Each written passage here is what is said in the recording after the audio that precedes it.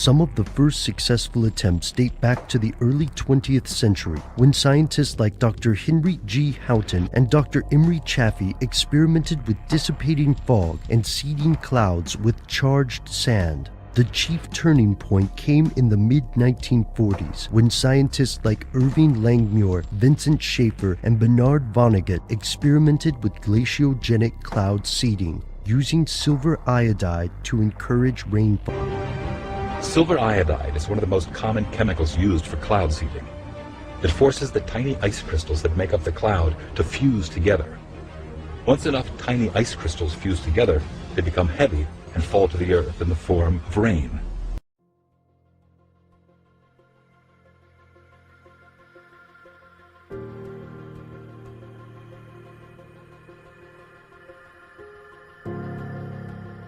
Government officials in Russia have been experimenting with cloud seeding for years as a way to manipulate the weather. For example, the mayor of Moscow says the cleanup of heavy snow is too expensive, so he wants to displace winter snow to the surrounding towns. This summer? This summer. You succeeded in increasing rainfall? The same result that we've seen since it started in 1997. Some clouds respond very well. Some clouds respond only to a limited degree. Maybe one or two instances when clouds didn't respond as we had hoped, probably because we got to them too late. And when you say they responded very well, what does that mean? It means that the storm lived longer and produced more rain over a larger area. Chinese weather control research dates back to 1958. By 1998, the government's weather modification program was launching specially designed rockets and artillery shells loaded with silver iodide into the sky to manipulate the natural weather patterns. The weather modification program is estimated to employ anywhere between 32 to 37,000 people. This program both dissipates and creates clouds. By 2007, it had produced an estimated 250 billion tons of rain and protected thousands of kilometers of land from hail.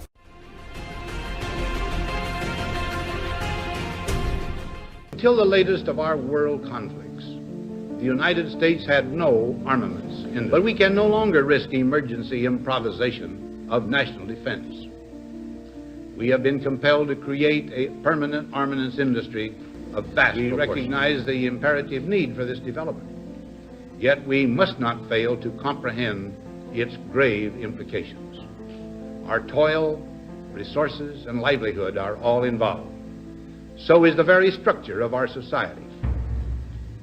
In the councils of government, we must guard against the acquisition of unwarranted influence, whether sought or unsought, by the military-industrial complex. The potential for the disastrous rise of misplaced power exists and will persist. We must never let the weight of this combination endanger our liberties or democratic processes. As early as the late 1940s, American mathematician John von Neumann was researching weather modification and its potential uses in climatic warfare for the U.S. Department of Defense. In the 1950s, early cloud-bursting experiments were performed by Wilhelm Reich, and in 1956, Dr. Walter Russell was writing of the potential for complete weather control.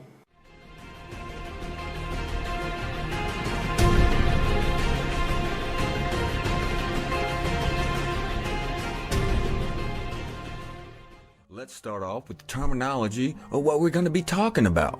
Weather modification. Modification is the action of modifying something. In this case, it would be the weather. Weather weapon. A weapon is a thing designed or used for inflicting bodily harm or physical damage. Figuratively, it's a means of gaining an advantage or defending oneself in a conflict or contest. Weather warfare. Warfare is an engagement in or the activities involved in war or conflict. Weather modification, weather weapons, and weather warfare is nothing new for people who have kept up with history. These things are openly admitted by the powers that be as well as denied at other times. Even though these things are easily proven, some people are extremists.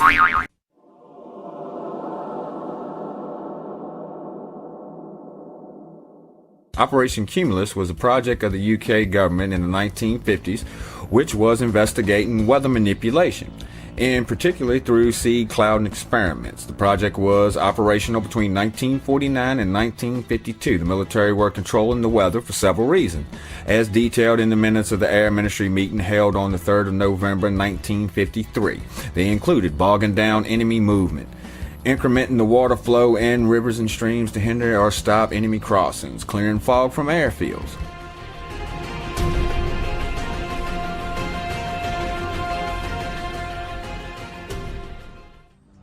August 15, 1952. Near the small town of Lynmouth, England, a massive rainstorm strikes. The river swells. Scores die.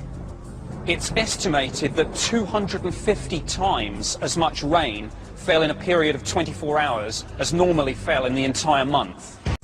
The prevailing theory is that it may have been a British military experiment gone bad, as they had been known to be conducting cloud seeding tests around that same time. Some witnesses had reported seeing Royal Air Force jets flying in the area, at times disappearing from sight high above the cloud bank. Were they on a routine training mission? Or, as some people speculate, were they dumping payloads of silver iodide into the clouds?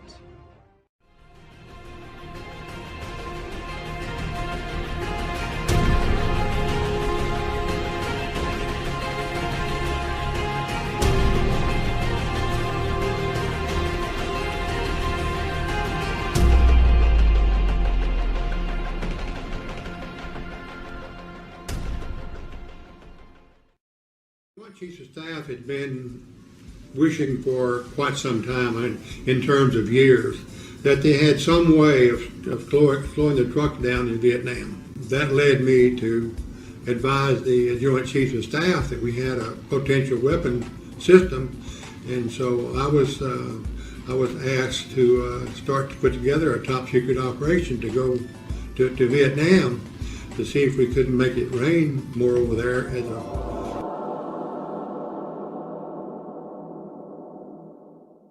Operation Popeye, Project Popeye, Multiple Intermediary Compatriot, was a U.S. military cloud seeding operation running from March 20th, 1967 until July 5th, 1972, during the Vietnam War to extend the monsoon season over Laos, specifically areas of the Ho Chi Minh Trail. The operation seeded clouds with silver iodide, resulting in the targeted areas seeing an extension of the monsoon period an average of 30 to 45 days. Operation Popeye's objectives are to soften road surfaces on the Ho Chi Minh Trail, cause landslides along roadways, and wash out river crossings.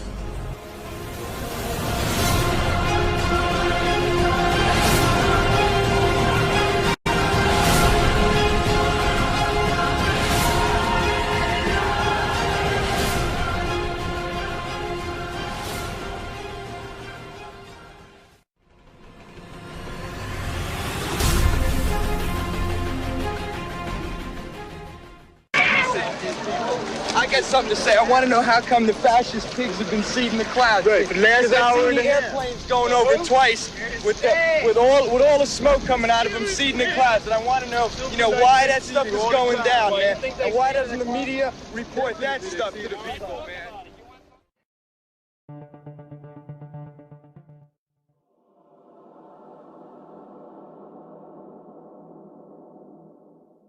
Project Cyrus, 1947, was the first attempt to modify a hurricane.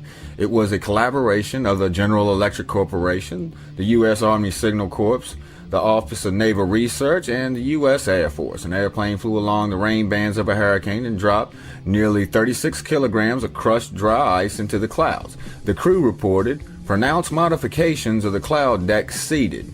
Next, the hurricane changed direction to make landfall near Savannah, Georgia. The public blamed the seeding and claimed that the reversal had been caused by human intervention.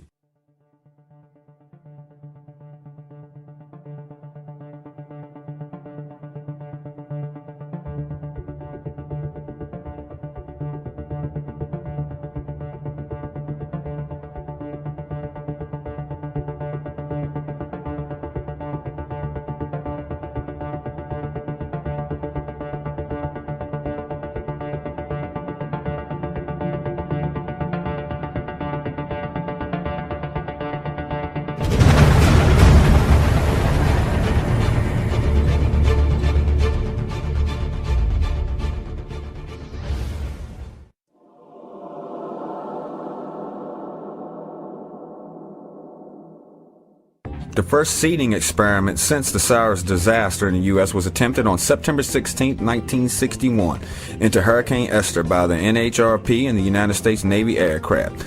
8 cylinders of silver iodide were dropped into Esther's eye wall, and winds were recorded as weakening by 10%. The seedings into Hurricane Esther led to the establishment of Project Storm Fury in 1962.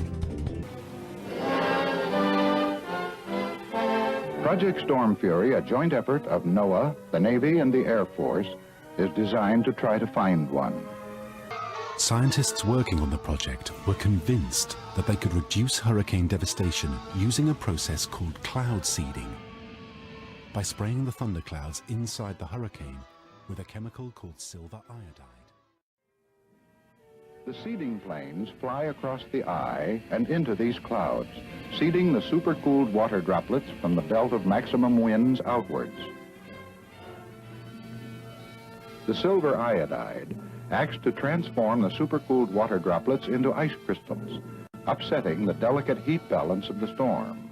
As the silver iodide turns the supercooled water into ice, the heat released during this process causes the seeded clouds to grow and develop into a new outer eye wall. And the idea was that outer one would contract in and essentially squeeze off or strangulate the inner one. And as it does that, the hurricane weakens. So the theory is right. If you can make the outer part a little stronger, you'll make the very dangerous inner core the eye wall is weakening.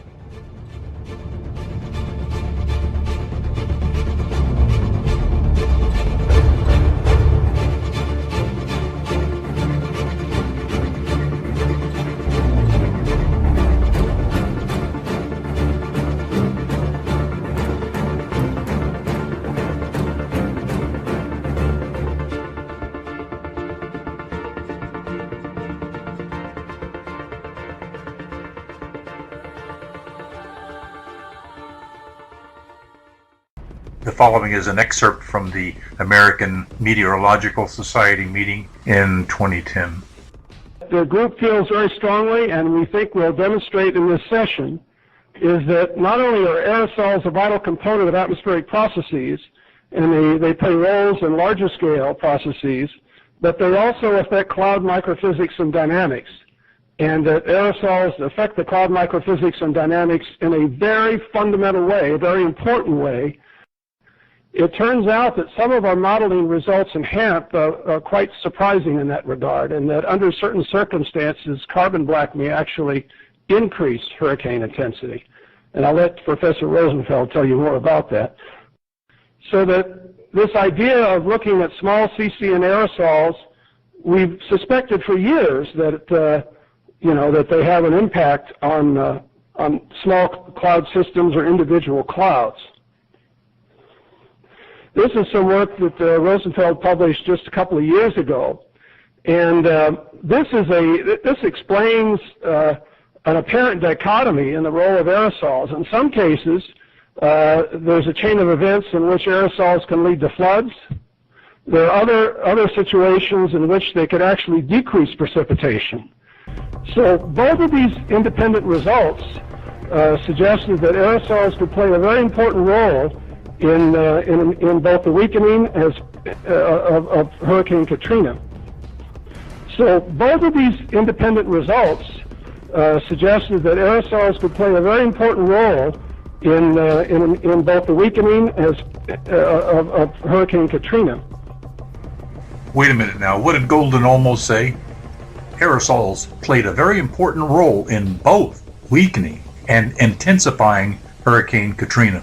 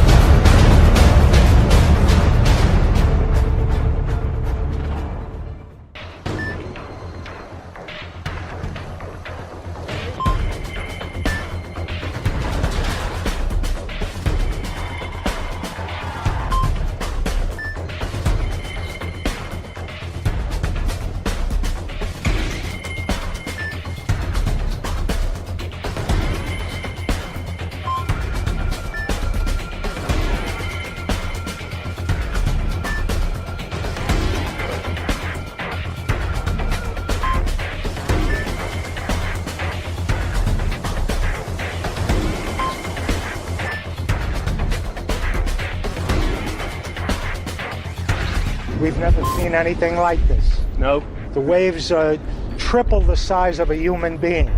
When the storm hit, President Obama got to look like a leader. He was being a leader. Meanwhile, Governor Romney had to go back to being a private citizen.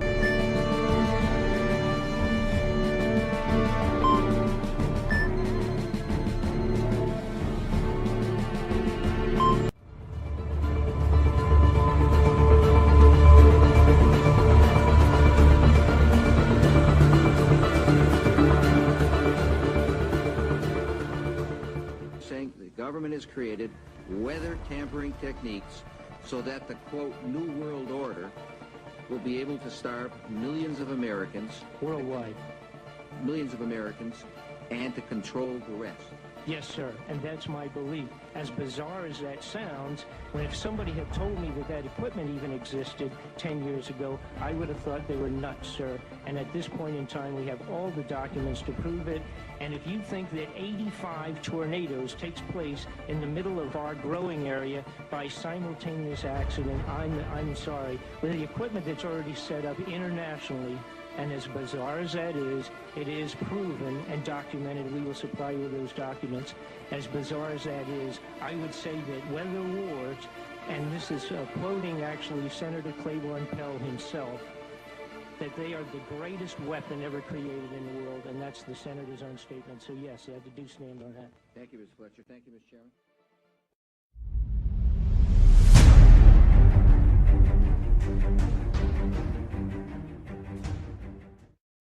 We shall propose further cooperative efforts between all the nations in weather prediction and eventually in weather control. Kennedy was talking about weather control with confidence. In April of the previous year, the TIROS satellite had been launched from Cape Canaveral and equipped with solar power to send back images of cloud formations. The national press announced that TIROS, quote, opens up new vistas for weather forecasting and control, unquote.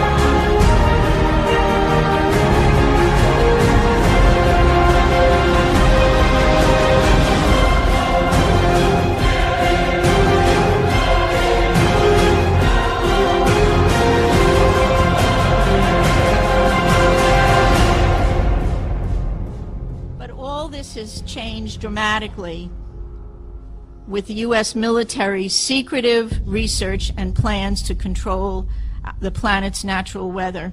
This has not been given very much press, and we have to remember that we have a corporate-owned press where 85% of radio, television, and print media is owned by 5 corporations. So they're not going to talk about things that are of really serious consequence, and that's somewhat of the blessing, a mixed blessing of the Internet, but there's certainly plenty of information on weather modification.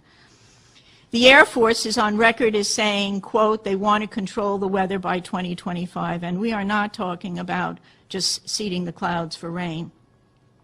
Weather modification means, quote, any activity performed with the intention of producing artificial changes in the composition, behavior, or dynamics of the atmosphere, unquote.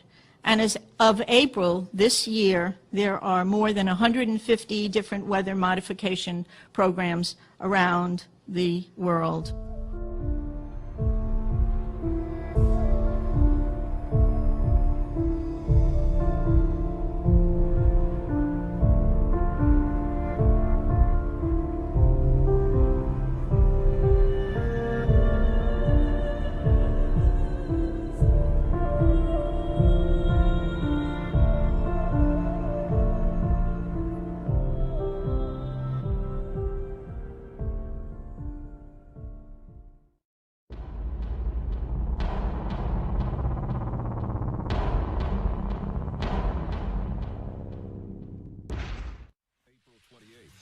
1997. Athens, Georgia. Former U.S. Defense Secretary William Cohen makes a chilling admission. Others are engaging in an eco-type of terrorism whereby they can alter the climate, set off earthquakes, volcanoes remotely through the use of electromagnetic waves. It's real, and that's the reason why we have to intensify our efforts. William Cohen, former U.S. Defense Secretary.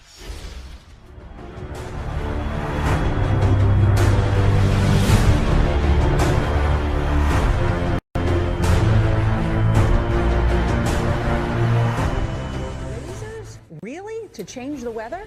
That's right. Well, as Mark Twain once famously said, everyone complains about the weather, but no one ever does anything about it. Well, instead of doing a rain dance, we physicists are firing trillion-watt lasers into the sky to actually precipitate rain clouds and actually bring down lightning bolts. This is potentially a game changer. What is this technology? Essentially, we're drawing oceanic rain systems that exist over the oceans into geographic targets, into our agricultural areas.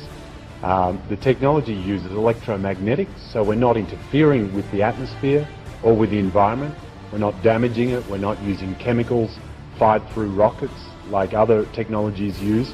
We use a very gentle but powerful technology, launching electromagnetics into the atmosphere to modify the flow of the weather system over the ocean and drawing it into a target. So to try and keep it simple, we establish some kind of link with a weather system, and once we've seen through satellite meteorology that we have that link, we're able to draw that system in incrementally towards the target, such as in this case the Horn of Africa.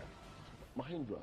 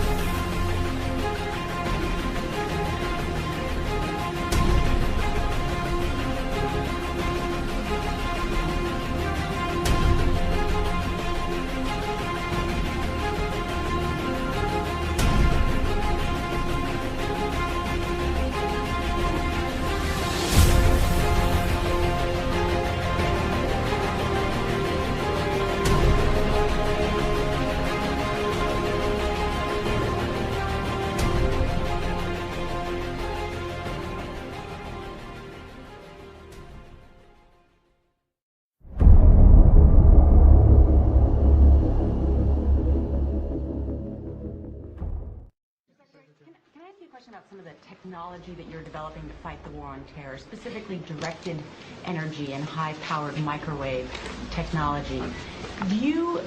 When do you envision that you can weaponize that type of technology? Goodness, it is in, for the most part, the kinds of things you're talking about are in varying early stages. Do you have anything you'd add? I don't think I would add much.